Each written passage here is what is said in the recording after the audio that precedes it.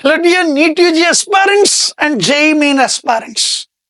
Dynamic preparation का एक हिस्सा है और कुछ ऐसी चीजें जो आपको थोड़ा सा चमत्कृत कर दें और ये भी बता दें अरे यार ऐसा हो सकता है क्या.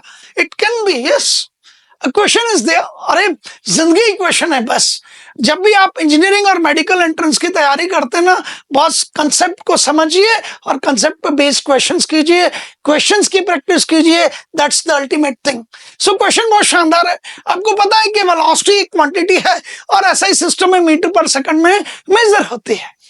आप कहेंगे सर क्या क्वेश्चन कहता है कि do you know the name of a velocity which is neither measured in metre per second. Velocity है जो ना तो मीटर पर सेकंड में मेजर होती है और ना रेडियन पर सेकंड में. और स्टूडेंट ये सोच के चलता है डियर फ्रेंड्स कि सर जब भी कुछ मेजर होना है तो हमारी जो वेलोसिटी है वो मेजर किस में होनी है. देखिएगा, suppose I say that it is v, so this velocity should be measured in meter per second. ये तो कंफर्म हो गया. Let it is not the linear velocity, let it goes out to be as the angular velocity omega. So it will be measured in what radian per second. But आपका examiner sharp है यार, उसने कहा मुझे वो velocity नहीं चाहिए boss जो मीटर पर सेकंड में मेजर होता हो या जो रेडियन पर सेकंड में मेजर होता हो. I am interested for some other kind of velocity. Name बताइए उसका. क्या सस्ता यार, दो ही तरह की वेलोसिटी तो पड़ी थी. One was linear one was angular one. इसके आगे तो कोई पढ़ा नहीं, भूल रहे हैं आप. जब आप ग्रेविटेशन पढ़ते हैं और ग्रेविटेशन में जब आप Kepler's law of planetary motion पढ़ते हैं तो वहां एक लॉ आता है, second law, that goes out to be as law of area.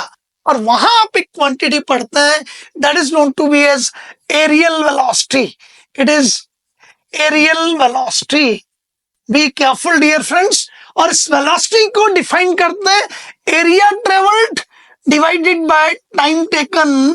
Area travelled divided by time taken and that areal velocity dear friends, जिसको हम कई बार लिखते हैं that area travelled divided by time taken. So its unit in SI system will be metre square per second. So this is a typical velocity which get measured in meter square per second.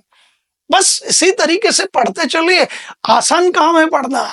जिंदगी में जब आगे चलोगे ना तो आगे पता लगेगा कि बाकी काम इस पढ़ने से आसान नहीं है. अच्छा पढ़ते रहिए, आगे बढ़ते रहिए. Thank you.